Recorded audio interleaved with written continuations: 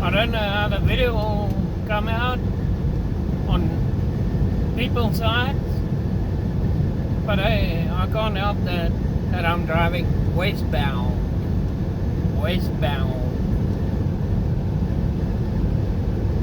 Driving straight into the sun. I want to see if Earth is flat, if I can catch the sun. Earth is flat, and we've never been to space. And we call a dog in space a dogtronaut, and we call a chimpanzee in space a chimtronaut, and we call a human in space an astronaut.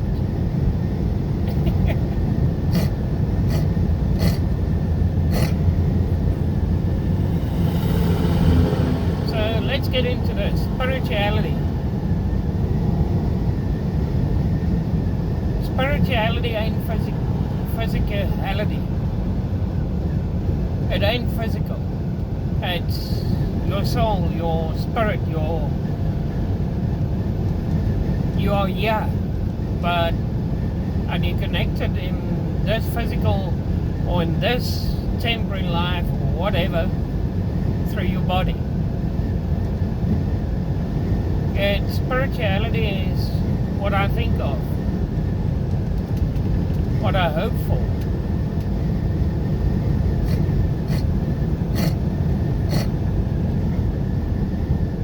Stuff you cannot touch. I hope to be married. I hope to be single. I hope to see God one day. I hope not to see God one day. I hope God is there. I hope there is a God. Now, when it comes to Jesus Christ, conquered death. In a spiritual sense, he did conquer death.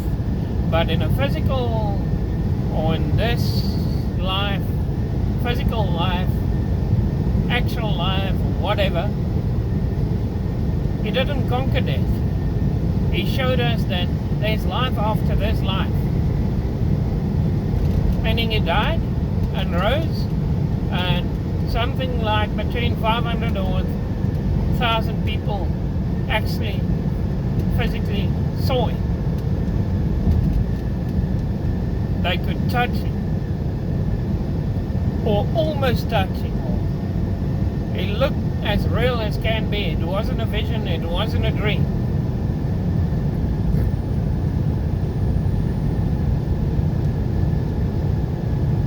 But yeah. So he said basically to what Jesus Christ did was, there's the process of this life.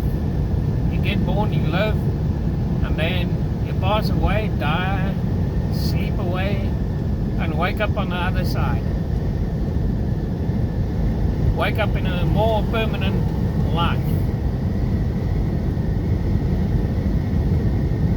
So to a sense, he said death is just a process in this life and the next life. It's a process in life.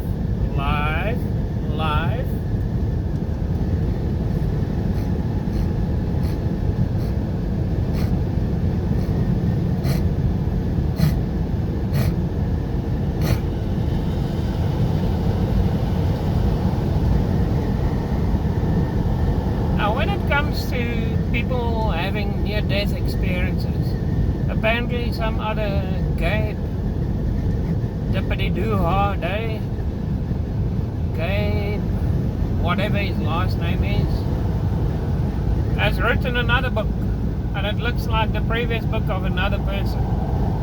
Same picture in front, similar name, similar title.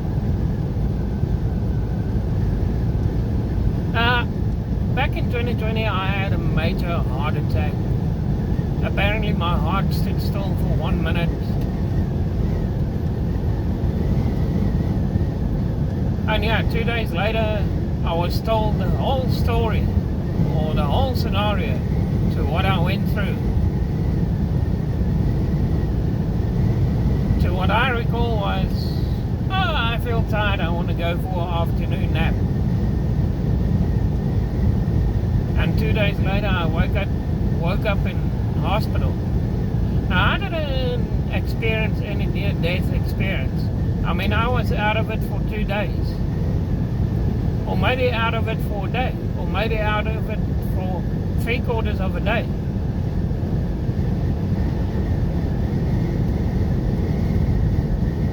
Meaning, at the end of the day, these people that says they got near-death experiences, that's bullshit. No offense. Ooh, how can I judge? I'm not judging. I'm looking at it from my perspective of what I went through.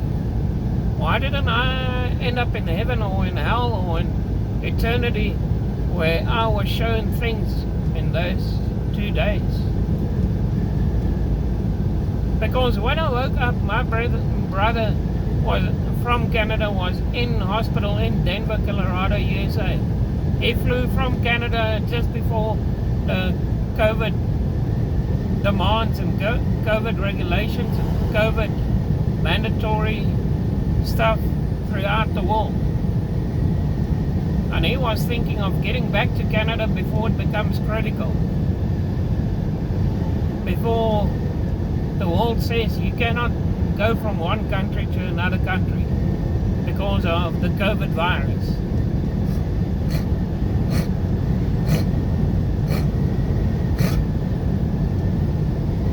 But yeah, he said to me, do you know you called 911? I said to him, I don't recall it, I don't know about it. Why would I call 911? I mean, I went for an afternoon nap.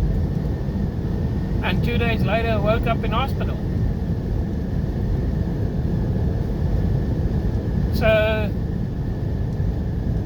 I don't even recall waking up from the afternoon nap, taking my phone, dialing 911.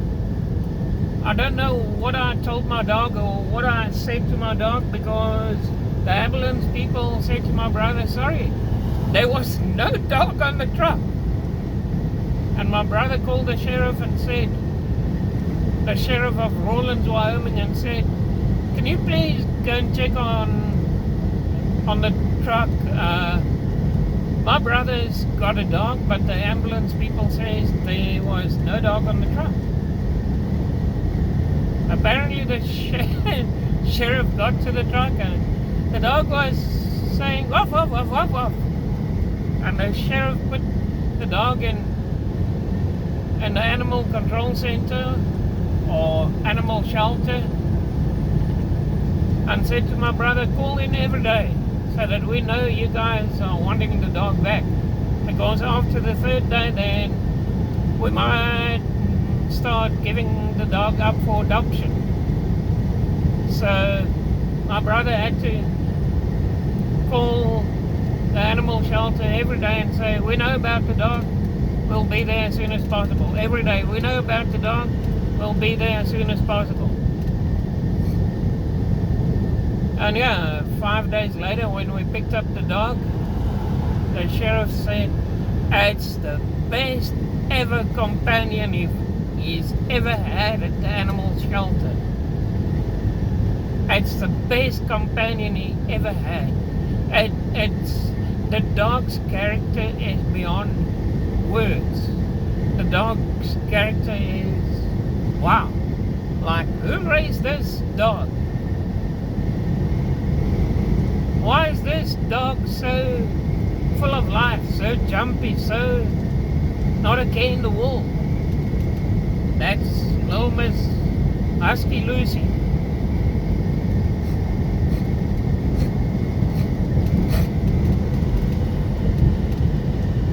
Yeah, she's hidden away. She's sleeping right behind Daddy.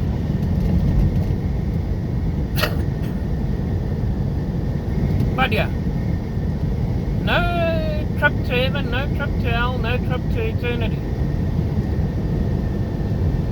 But because of the kind of work I do, I sometimes have rough sleeping periods. Even before the heart attack, rough sleeping periods. Sometimes I sleep for 12 hours straight. Other times I sleep for 6 hours and wake up, get going. And the shorter your sleep is, the more powerful your sleep is, the more clearly you remember your dreams. So I might not have near-death experience. Meaning if you awake for 20 hours and you go for 5 hours sleep, you would remember each and every detail of that dream. Because basically your body needs the rest, but your mind is wide awake. That's maybe why you remember so clearly. With, as scientists call it, or people in the world call it, REM sleep.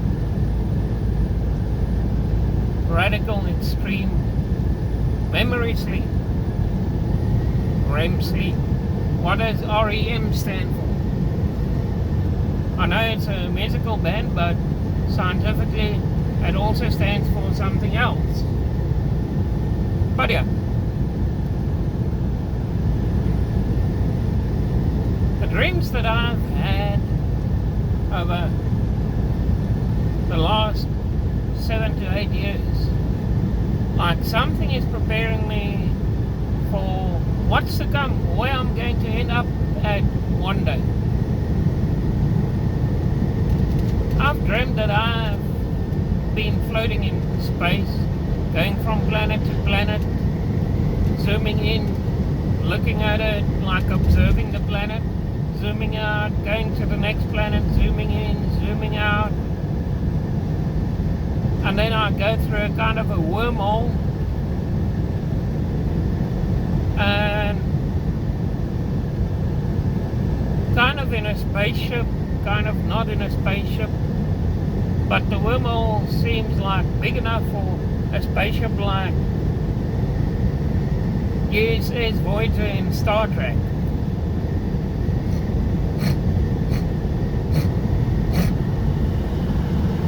And on the other side of the wormhole, there's no technology, no nothing, just green grass, nice beach, clear waters. Like paradise, like wow, I want to be here forever and ever and ever. Who cares about technology? Clear water, nice beach, nice green grass, and you don't need to use the restrooms because you're in a body that doesn't need maintenance. That's the one dream that I had. The other dream that I had was kind of like a luscious green foresty continent, like the only continent on planet Earth, surrounded by huge, rough, icy waters.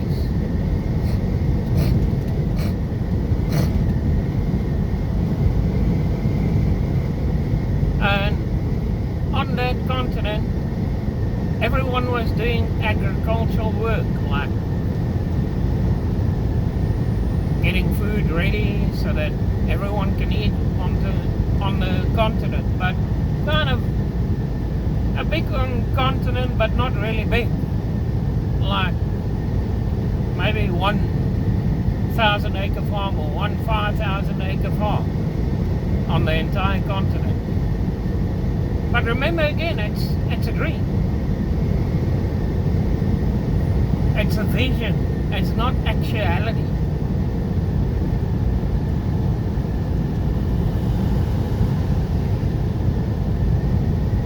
Now, upon that, I've had a dream where I said a racist word, kafir, in a dream. But in the dream I was sleeping, dreaming, and I asked my father owned it, Somerset West, 9 Arlington Single. And in the dream I woke up from dreaming in the dream. And I went outside having a smoke, and my dad said, "Do you realize you said the word cafe in your sleep?" "But yeah." And I said to my dad, yeah. Like, it was only a dream.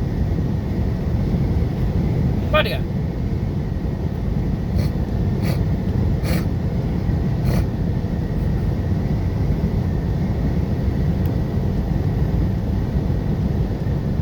So dreams are there to show us. Now, the one dream of the continent I had, I was doing agricultural work with all the other people on this piece of land, on this continent. And yeah, at one stage, one or two people said, "Raymond, leave the agricultural work now. Leave the farming work. We need your input in some kind of meeting, important meeting, community meeting." They couldn't do without my presence. So in the dream, I had some kind of status. I was important enough for other people to, when a topic is being spoken, "What do you think, Raymond?"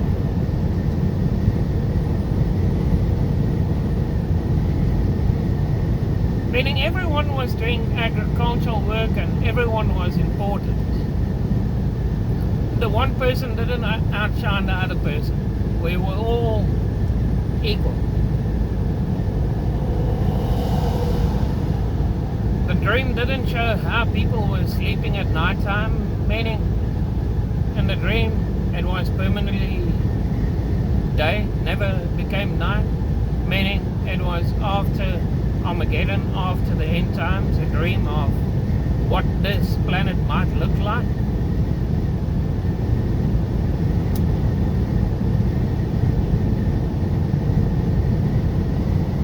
I had other dreams as well in my life before the last few years.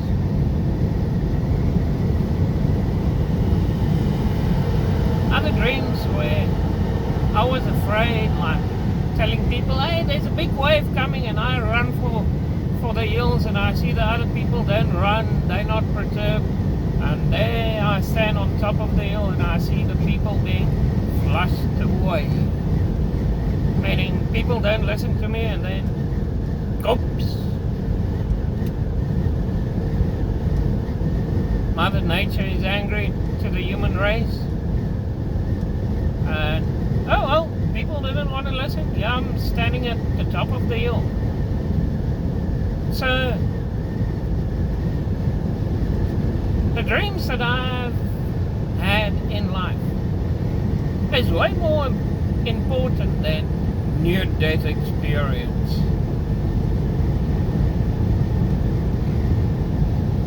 The dreams I had in life, throughout my life, showed me there will be troubles, there will be sweet times, and there will be all sorts. But life keeps on going on.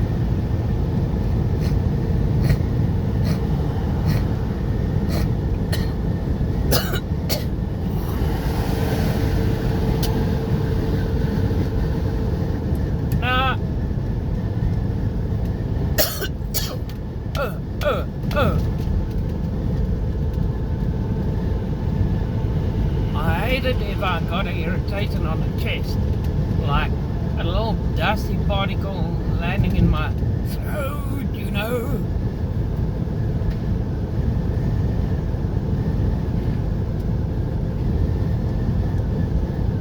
Dustical particle.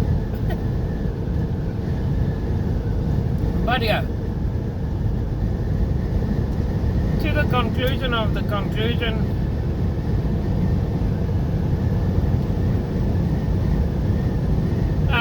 although the Bible might have been added and removed through wrongful translations throughout the last few centuries,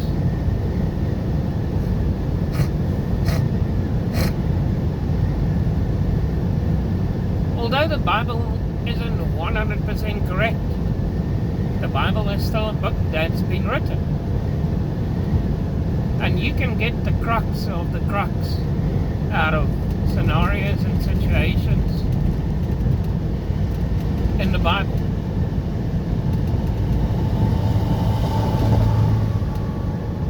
I mean, Luke 18, and the woman earned money, and the woman made sure that the disciples lived. Meaning, woman did some important stuff 2,000 years ago. And apparently Phoebe or whatever that's mentioned in the New Testament was a woman that financially supported Paul the disciple, which later on people recognized him or mentioned him as Paul was an apostle.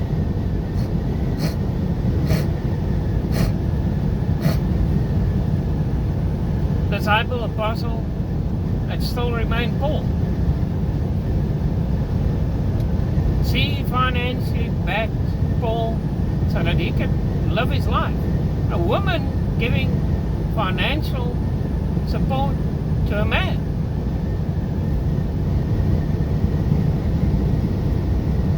But besides this, I mean, Revelations,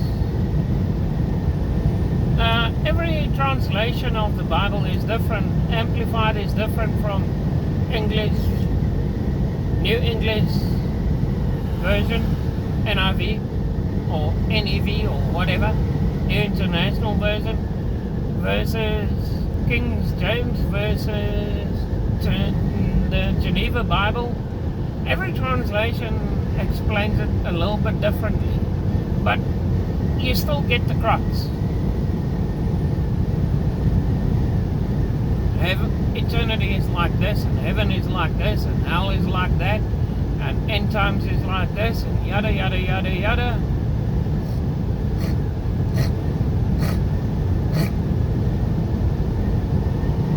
Now when I read something, then I kind of use my imagination, and I try to think, okay, they speak of an area with kingdoms stretched like a huge field, like, yeah, you see an anthill, over there you see another anthill. In eternity it's like, yeah, you get the Roman Empire, there you get the USA Empire, there you get the Egyptian Empire, but they're separated by thousands of miles.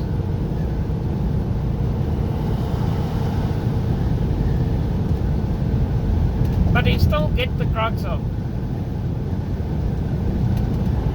how eternity might look.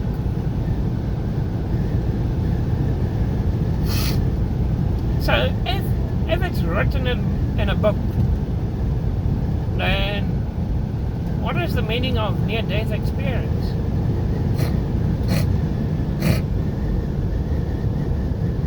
If it's explained in a book, in wording, why stress about someone having near-death experience? Why make it more important than the Bible? I mean, each and every one of us read the Bible, so we got an inclination of an idea of what eternity might be and how eternity might look. Maybe eternity has got a few hills, maybe it's straight, flat forward. But at the end of the day, it's still eternity.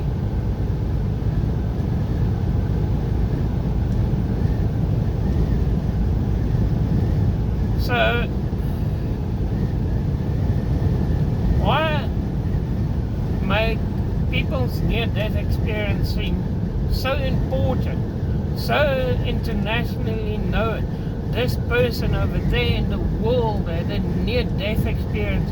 That person over there in the world had a near-death experience. And they've been to heaven and back.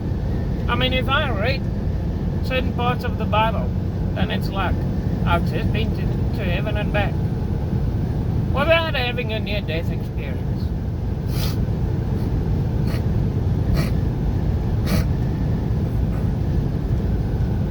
And if you're like me that haven't read the Bible much, then you get a dream of going from planet to planet and through a wormhole, and then on a planet with only one continent, with only agricultural technology, no weapon technology, no nothing. Everyone just living in harmony.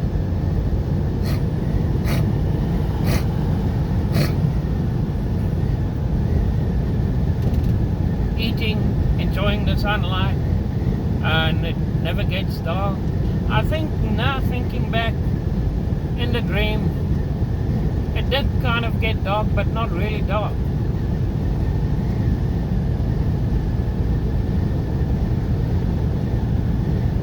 So to a certain effect,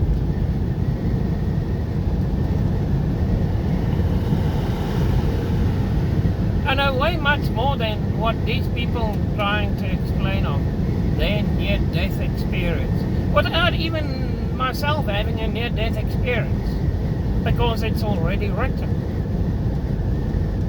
I've already dreamt about certain stuff by having little sleep in a certain day. Now, because I've never been old and I'm busy becoming older, and I've experienced old people in my life where they enjoy their afternoon naps, yet at night time they wake up, do something, go back to sleep, wake up, do something, go back to sleep. They cannot sleep at night.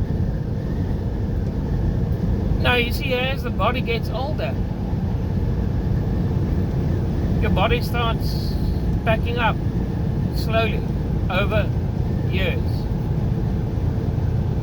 Whether it's at the age of 70 or 80 or 90 or 60, your body starts packing up until one day you're gone.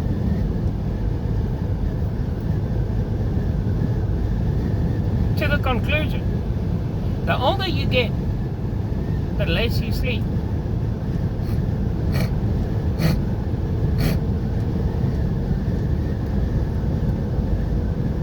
Because your body doesn't need rest anymore.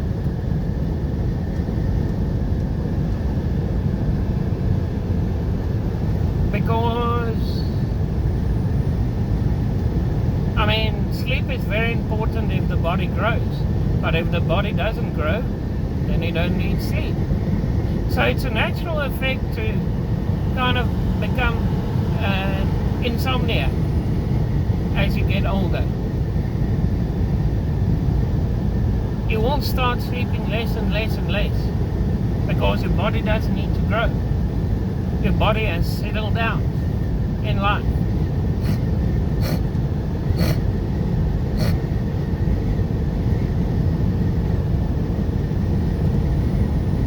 I mean, I go to sleep at night and then at a certain part I wake up, smoke a smoke or two, and go back to sleep. Drink a cup of coffee and a smoke or two, and go back to sleep.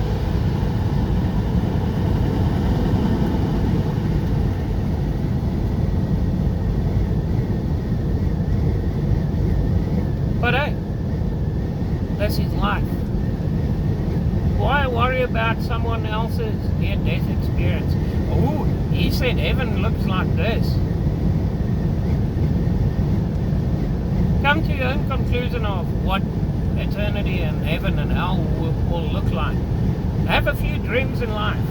Remember your dreams.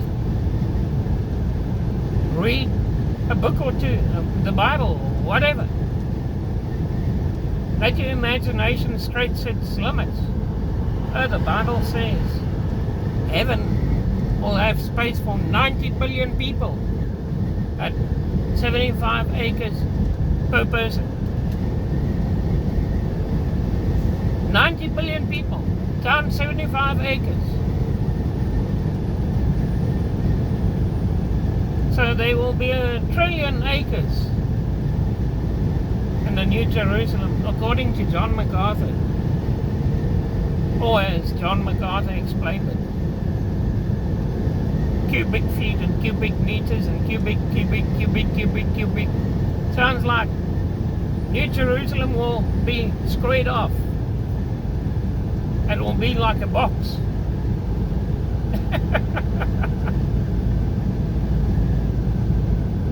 But at the end of the day, we still go through the process of God created us. God don't need us. Because if God created us, He's got us already.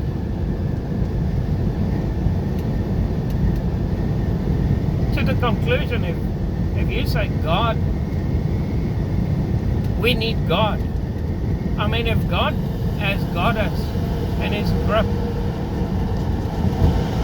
then God is standing behind you and me and everyone else saying, live life, live life, live life.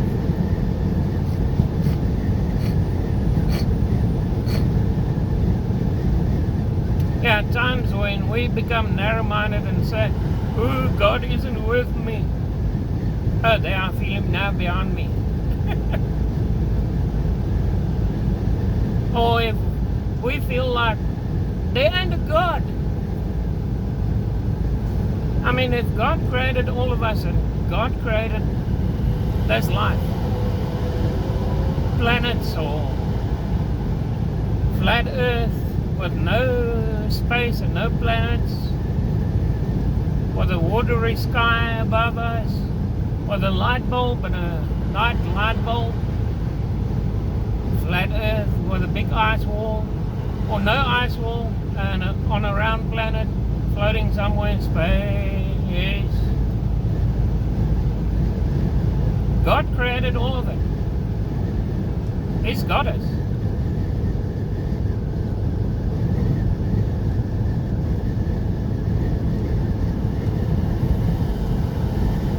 We need God. Yeah, sure, to a certain effect, we need God. But if God created us and He's got us, then isn't God there automatically?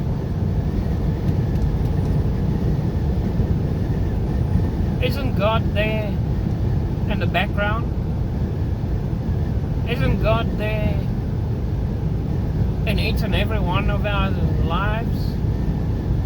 And sometimes we just need to recognize God, and at other times we just need to feel God. At other times we just need to read the Bible and say, God is with you. So, to conclusion, near-death experience, the biggest shit I've ever heard on planet Earth. The biggest gullible shit that I've ever heard on planet Earth. Near-death experience. Oh, shame. You mean you don't dream? You mean before you can dream, your heart needs to stop for 24 hours? Your heart needs to stop for 3 minutes? You need to be in a coma before you can experience a dream?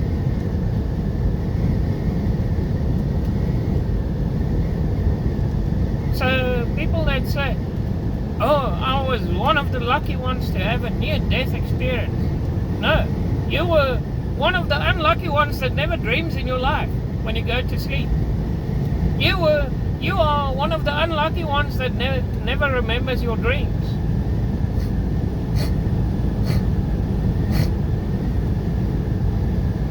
No offense.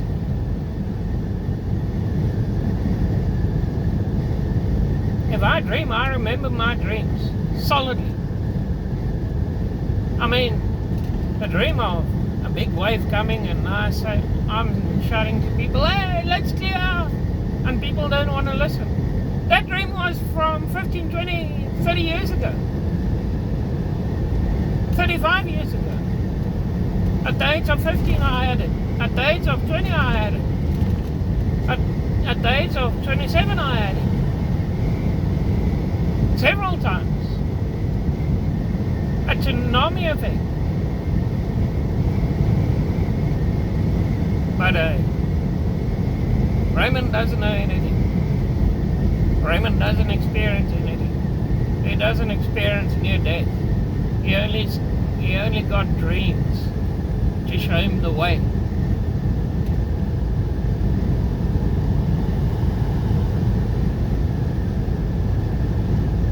But what can I say?